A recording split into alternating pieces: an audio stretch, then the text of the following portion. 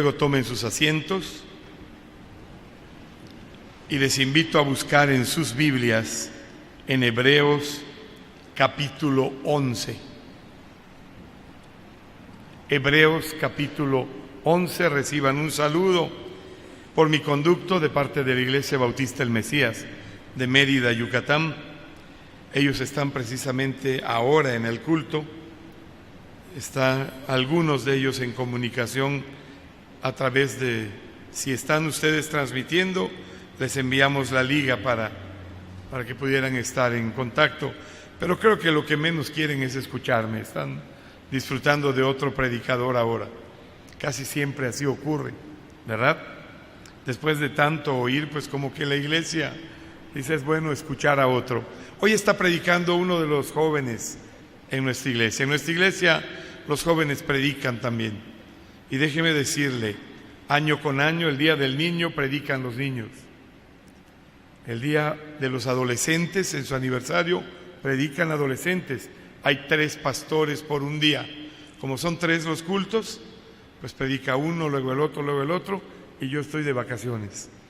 Me escondo por ahí para que no me vean, porque se ponen nerviosos. Así predican las damas, toman la conferencia el día de la femenil y también imparten una enseñanza. Sé que no hay pastoras bautistas, sé que no hay predicadoras bautistas, así que no le llamamos predicación, le llamamos conferencia y nadie se enoja. Total, es lo mismo. ¿Sí me expliqué? ¿Sí? Nuestra doctrina es más bautista que la del presidente de la Convención Nacional, no se asuste. Pero el día de la varonil predican los varones y así tratamos de ir preparando a la gente para que vayan alistándose. No sé cuánto tiempo me quede por allí. Cuando el Señor dice te vas, te vas. Así que tienen que estar listos. Y yo siempre he pensado esto. Siempre he creído que no hay mejor cuña que la del propio palo. ¿Conocen el dicho? Que si un día alguien me va a sustituir ahí, debe ser uno de los de casa, porque son los que más aman la obra. El que viene de fuera no siempre ama igual. Así que vayan preparando a su pastor, porque probablemente Dios ya lo tiene aquí. ¿Cómo? ¿Qué? ¿Ni un amén? Pues yo lo digo de su parte, amén. Porque Dios es el que llama, no las iglesias. Doy gracias a Dios por el privilegio de estar aquí con ustedes. Hebreos 11 del 1 al 7, y lo vamos a leer de la manera desacostumbrada. Siempre se lee de la manera acostumbrada, y hasta lo dice el director, ¿verdad? Vamos a leer de la manera acostumbrada. Hoy será de la manera desacostumbrada. Si usted quiere leer un versículo, se pone en pie y lo lee. Si se juntan 3, lo lee en 3. Y así, hasta que en el último todos nos unimos. Puede empezar el que guste. Hebreos 11:1 en adelante.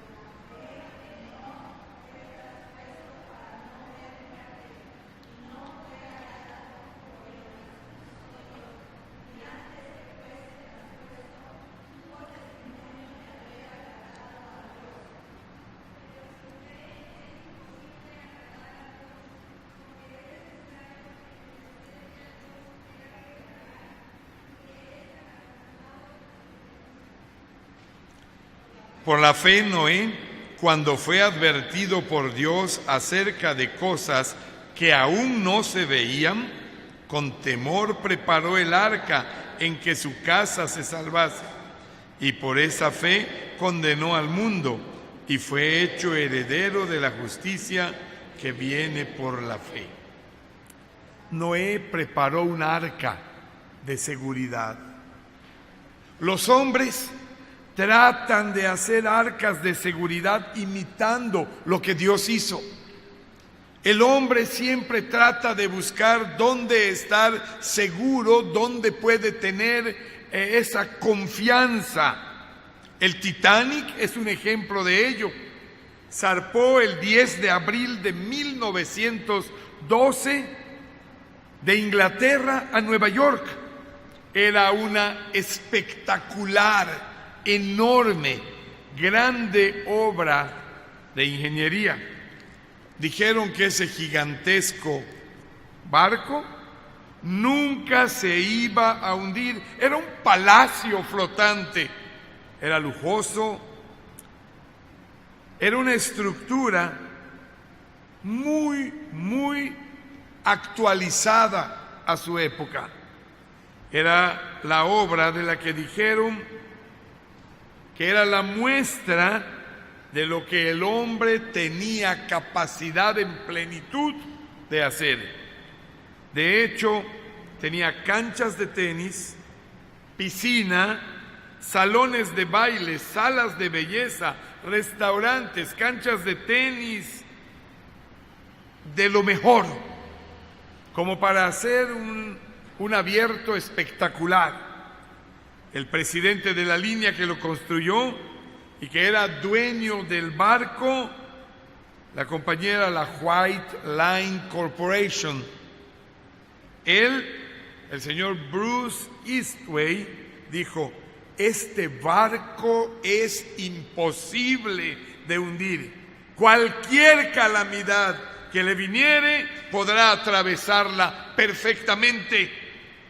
Aún dicen que ciertos marineros llegaron a decir: ni Dios podría hundir este barco. Así zarpó el Titanic, con diversión, música, hombres, mujeres, niños, ancianos. Pero 4 días después, mientras viajaba a 22 nudos de velocidad náutica, en una noche tranquila, todos decían que era la noche ideal. Las estrellas brillaban, el viento frío de las heladas aguas del Atlántico Norte soplaba, la orquesta tocaba, la gente se divertía. Pero aquella noche ocurrió algo espantoso, una tragedia. Pero antes de hablar de la tragedia, quiero invitarles a analizar la construcción del Titanic. El barco tenía en su casco 5 compartimentos espectaculares con compuertas selladas herméticamente. En caso de que se rompiera una, sellaba la siguiente y el agua no llegaría. Y así hasta 5 compuertas protegían el casco de este enorme barco. El problema es que aquella madrugada, navegando en esos mares del Atlántico Norte, inesperadamente chocó con un iceberg y los 5 compartimientos se rompieron. El barco se vio herido mortalmente. Era un iceberg del que asomaba una puntita, pero que tenía enorme cantidad de hielo en las profundidades. El casco chocó, se rompió, la protección inexpugnable se inutilizó y todos los compartimientos se rompieron. No se dio la alarma. Le pidieron a la orquesta que continuara tocando. La gente bailaba, pero el barco se hundía. Parecía que había paz. Todo era tranquilidad, pero la muerte rondaba presurosa en el ambiente de aquel extraordinario transatlántico. Poco más de la medianoche se dieron cuenta de que estaban ante la mayor tragedia de la época. Poco más de 2.200 personas y solo tenían capacidad para 500 en los botes salvavidas. 500. 1.700 y tantas personas estaban condenadas a morir y al fin murieron en esa tragedia. Se anunció que primero saldrían las mujeres y los niños, y hubo hombres que se vestían de mujer y corrían para salvarse. Esto muestra que en el momento de la muerte todo el mundo trata de agarrarse de cualquier cosa. A veces me dicen, hay un hombre enfermo en grado terminal, fase terminal, pero ya aceptó a Cristo. En el momento terminal la gente acepta lo que venga. Es difícil saber cuán sinceros son en ese momento. Hubo peleas, riñas, pero no había lugar en los botes salvavidas. Los botes flotaban alrededor de aquella fortaleza que se hundía y agonizaba con 1.700 personas que se hundirían con ella. Aquel barco se hundió, pero hay algo interesante que podemos analizar. Cuando el Titanic salió del puerto, llevaba varias clases de personas: tripulación, vacacionistas, camarotes de primera, de segunda, de tercera y la clase turista de cuarta categoría. Pero cuando el barco se hundió, solo había dos clases de personas: los salvos y los perdidos. Y esta mañana en este lugar solo hay dos clases de personas: los salvos que han nacido de nuevo y los que no han nacido de nuevo, aun cuando tengan años en cualquier religión. La religión no salva, ni siquiera la religión bautista salva. Nunca ha salvado la religión bautista. El único que salva se llama Jesucristo. ¿Sí lo escuchó usted? Por eso en el mundo solo hay dos tipos de personas. Cuando el barco se hundió, allí había salvos, allí había perdidos. Cuando todo termine en esta tierra, cuando todo acabe, solo habrá dos clases de personas: los salvos y los perdidos. No importa cuánto dinero tenga usted. Usted puede comprar un hospital, nunca comprará la salud.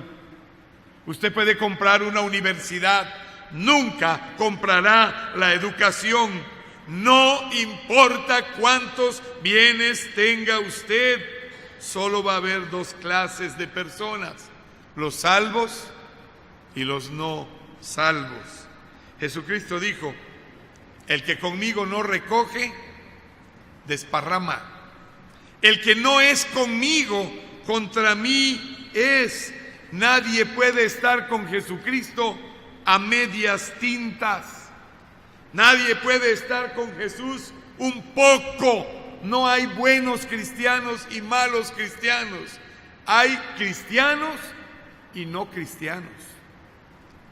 Y déjeme le explico algo. No crea que por estar bautizado ya es salvo. El bautismo no salva. Salva a Jesús. Uno debe estar seguro del paso que ha dado, y por sus frutos se conoce al árbol. La verdad es que el Titanic no era tan poderoso como sus dueños creían. Se hundió en aquella tumba de agua fría y hielo. Qué contraste entre el hundimiento del Titanic y el arca de Noé. Qué contraste. Este barco que Noé construyó era un tipo de Jesucristo, de ilustración de Jesús. El apóstol Pedro dice que es una ilustración de Jesús, el arca de Noé. Y hoy les voy a hablar acerca de la fe de Noé, porque el énfasis del pasaje que leímos está en la fe de este hombre. He titulado al mensaje: fe que no se hunde. Fe que no se hunde. Y le voy a dar una recomendación. Cuando venga usted al templo, traiga un cuaderno, un bolígrafo y apunte el mensaje. Porque si no, usted se irá y le puedo garantizar que usted no recuerda el mensaje de hace 3 domingos en la mañana. Ya se le olvidó. Se dice de un pastor, Juan Carlos Ortiz, era un pastor argentino, vive todavía, que le empezó a predicar a su iglesia el mismo mensaje cada domingo. Y llegaba y predicaba el mismo mensaje. Y ya ve la gente, ni cuenta se da. Como hay muchos que vienen, escuchan el mensaje y se van, y por aquí entra, aquí sale y luego se olvida, porque nos hemos vuelto una religión, hemos dejado la fe cristiana, esa fe que vive, que obra, fervientes en espíritu, sirviendo al Señor. Se ha dejado. Los problemas nos aplacan el fervor. ¿Sabe qué hago con mis alumnos? Yo ahora vine, dejé una semana la universidad. Ellos están felices. Bueno, iban a estar felices. Les dejé 50 problemas para resolver. Y les dije que llegando, que no me den los buenos días, que me den los 50 problemas resueltos. ¿Sabe para qué son los problemas? Para que la gente aprenda. Aprendemos resolviendo problemas. Y cuando yo regrese, ellos me van a entregar los problemas resueltos, o no van a aprobar la materia que les dejé. Así de simple. Es requisito para su examen, para su evaluación. Cuando tenga usted problemas, recuerde, Dios le está preparando para algo. Así nomás. Así nomás. Bueno, pues le explico algo. Hoy voy a hablar de una fe que no se hunde. El versículo 7 que leímos dice así: por la fe Noé, cuando fue advertido por Dios acerca de cosas que aún no se veían, con temor preparó el arca en que su casa se salvase, y por esa fe condenó al mundo y fue hecho heredero de la justicia que viene por la fe. Y usted me dirá: ¿y qué pasó con el predicador que predicaba el mismo mensaje? Que después de 3 meses se acercó el cuerpo directivo. Note que no dije el cuerpo de diáconos, dije el cuerpo directivo. Y le dijeron: pastor, usted nos está predicando el mismo mensaje, ¿qué pasa? Ya nos dimos cuenta, después de 4 meses se dieron cuenta. Les dice: bueno, les voy a hacer una pregunta. ¿Cuántos ya lo pusieron en práctica para que yo cambie el mensaje? Porque si les doy uno y no lo ponen en práctica, no lo obedecen, y les doy otro y no lo obedecen, y les doy otro y no lo obedecen, van a tener una gran deuda con el Señor. Mejor me avisan cuando ya estén todo esto en práctica, obedecido, y pasamos a otro más. Tiene lógica, ¿no? Oímos mensajes y mensajes y mensajes, pero nada más los oímos. ¿Dónde queda la obediencia al Señor? Vamos a ver qué pasó con el arca. Este versículo nos enseña algunos detalles interesantes. El primero que enseña es el prerequisito para tener fe. Déjeme le digo algo. A Noé Dios le dijo: haz un gran barco porque va a llover. Pero nunca había llovido en la historia. La palabra llover no estaba definida. Caer agua de arriba a abajo no se conocía. Nunca había llovido. Va a llover 40 días, 40 noches. Se va a inundar, se va a acabar la vida. Van a morir aquellos que no creen en mí. Y Noé tuvo que creer. Pero Noé tuvo que creer y obedecer ¿durante cuánto tiempo? ¿Quién ha leído el pasaje? Allá en Génesis, 120 años. y le dijeron que construya un barco, pero no le dieron materiales. Dios le dijo: págalo tú. Es tu problema. El mundo se va a acabar inundado. ¿Quieres ser salvo? Hazte un barquito. Aquí están los planos. Le dieron los planos arquitectónicos, técnicos, industriales, y le dijeron: ve cómo lo haces. El prerequisito para tener fe es oír la palabra de Dios. Por la fe, Noé, cuando fue advertido por Dios, él tuvo que oír. La fe viene por el oír, y el oír la palabra de Dios. Usted nunca va a obedecer si no escucha la palabra de Dios. Por la fe, Noé, cuando fue advertido, cuando le habló Dios, entonces para tener fe es indispensable que Dios hable. ¿A cuántos alguna vez les ha hablado Dios? Levanten la mano. Se ve que no leen la Biblia, porque si la leyeran todos la habrían levantado, porque Dios nos habla a través de su palabra. ¿La lee diario? Pastor, yo no escucho a Dios. Lea la Biblia. Pastor, ¿cómo puedo conocer la voluntad de Dios? Lea la Biblia. Pastor, ¿cómo puedo arreglar mi vida? Lea la Biblia. La fe viene por el oír, y el oír la palabra de Dios. Jóvenes y ancianos, niños, adultos, hombres, mujeres, todos tenemos que oír la palabra de Dios si queremos tener fe. Entonces, usted y yo nunca tendremos fe si Dios no nos habla. Toda la fe sale de lo que Dios ha hablado en la Biblia. ¿Estamos de acuerdo? Porque aunque no estemos de acuerdo, esa es la verdad. La Biblia es nuestra regla de fe y práctica, y es la única. El Corán no tiene nada que enseñarnos.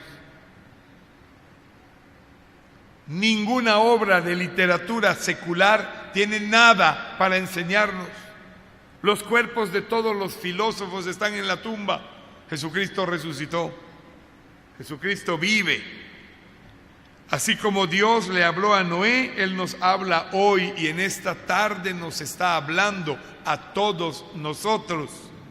No importa la circunstancia que haya vivido, no importa la prueba que esté atravesando, Dios habla hoy y ahora para que tengamos fe. Segundo punto, ya vimos el prerequisito de la fe. ¿Cuál es?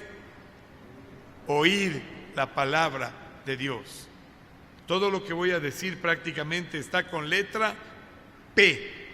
Cuando los pastores preparamos un mensaje y los ponemos con una misma letra, decimos que son mensajes asilabados, para que lo recuerde usted fácilmente.